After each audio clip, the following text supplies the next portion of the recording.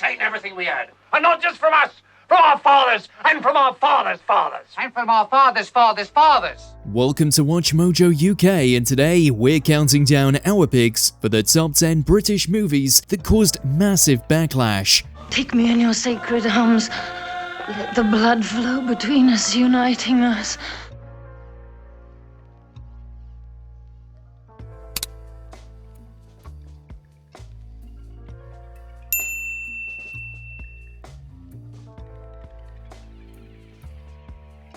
Number 10. The Canterbury Tales. Geoffrey Chaucer's The Canterbury Tales is a cornerstone of English literature.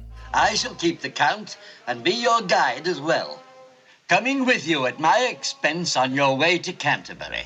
However, Pier Paolo Pasolini's 1972 British-Italian screen adaptation discarded traditional reverence for a sexually explicit, transgressive approach that attacked religious hypocrisy. This subversion led to years of obscenity, prosecutions in Italy, international censorship demands, and significant public outrage across the UK and Europe. She's a In a striking paradox, while the film faced such intense backlash, it won the Golden Bear at the Berlin International Film Festival, highlighting the subjective divide between obscenity and acclaimed art. Perhaps that is the best thing. And may the good Lord protect you. Number 9. The English Patient. The story of The English Patient is obviously beloved. The movie received 12 Oscar nominations, and the novel it is based on took home both the Booker Prize and the Governor General's Award. However, both received a fair amount of criticism and debate regarding the ethics of rewriting history. Read to me, will you?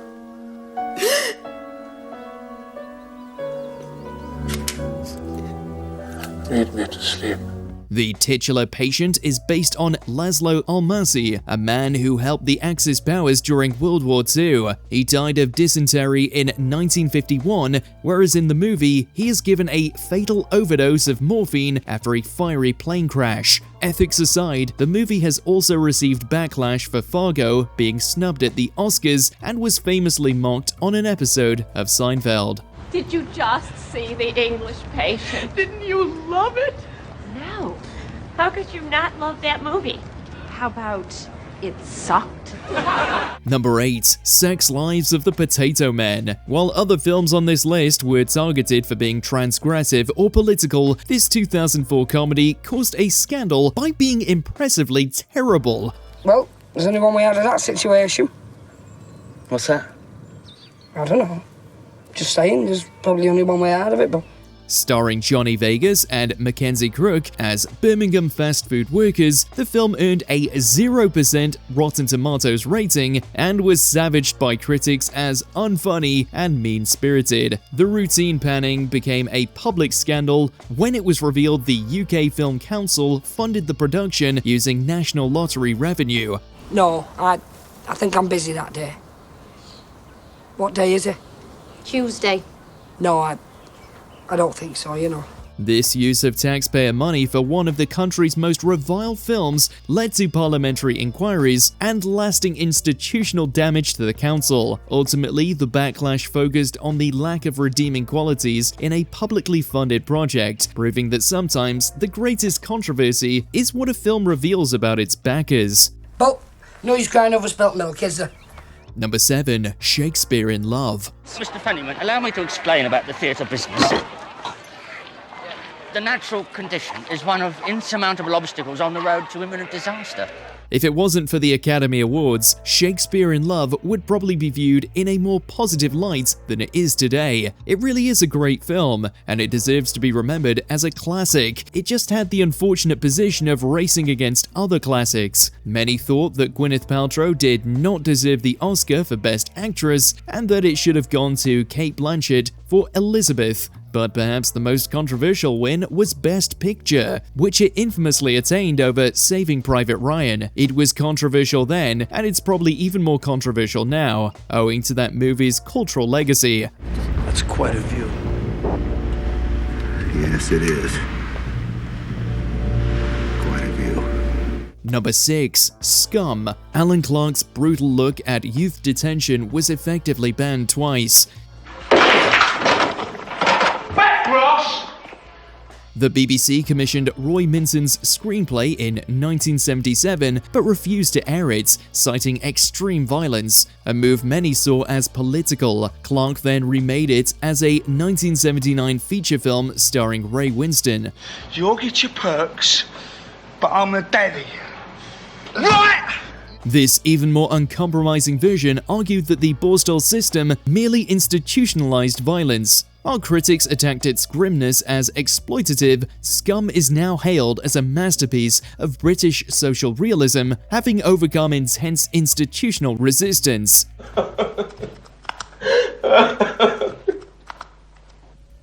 Number 5. Brimstone and Treacle. Dennis Potter's career was defined by a creative war with the BBC, reaching a flashpoint with Brimstone and Treacle. Originally a 1976 TV play starring Michael Kitchen and later a 1982 film starring Sting, the story follows a sinister stranger who insinuates himself into a Christian household, caring for their brain-damaged mother. Oh, my fallen angel.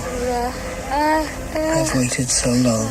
Days before its scheduled broadcast, the BBC pulled the original version, with producer Alistair Milner infamously calling it brilliantly made but nauseating. An incandescent Potter accused the Corporation of cowardice for avoiding challenging drama.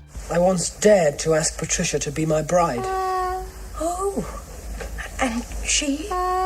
She turned me down.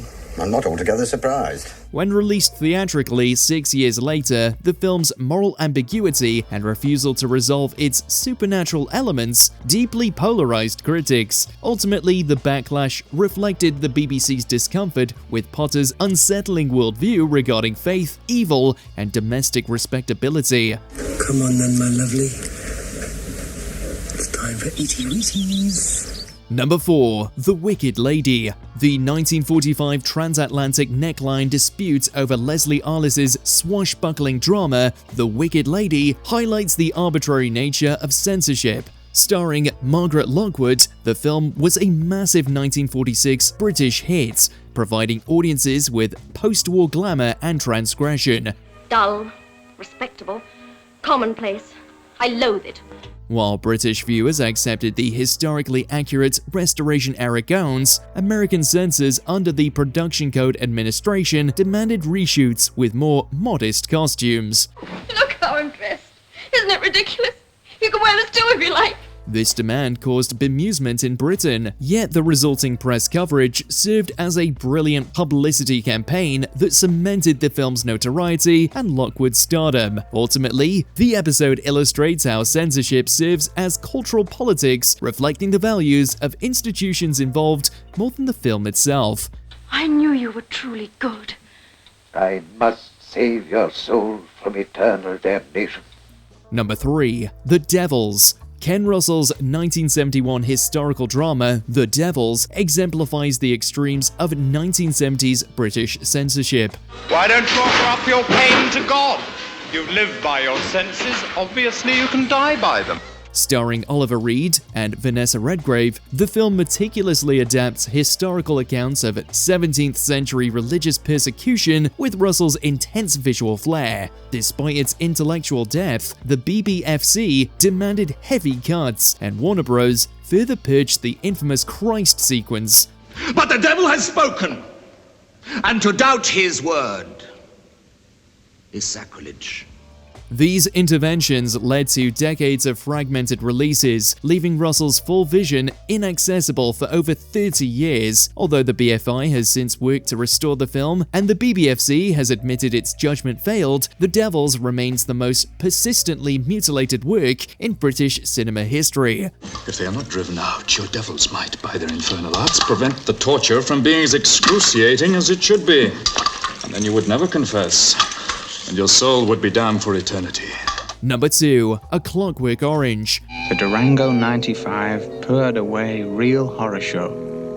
A nice, warm, vibrating feeling all through your gutty woods. Sometimes, the backlash to a violent film is unreasonable, but in the case of A Clockwork Orange, it's a little more understandable. Both the movie and the book on which it's based are extremely violent, and not just by 1970s standards. It's made worse by the fact that the perpetrators are teenagers, and the film often depicts their brutal actions as lighthearted and fun. It was banned in multiple countries and even blamed for some copycat crimes, including a murder committed by a 16-year-old who claimed he was inspired by the film. Stanley Kubrick's wife reported that she and her husband had been the target of threats over the movie. As a result, it was removed from British cinemas at the director's request. You can be instrumental in changing the public's verdict. Do you understand, Alex? Do I make myself clear? Number 1. Monty Python's Life of Brian. I want to have babies. You want to have babies?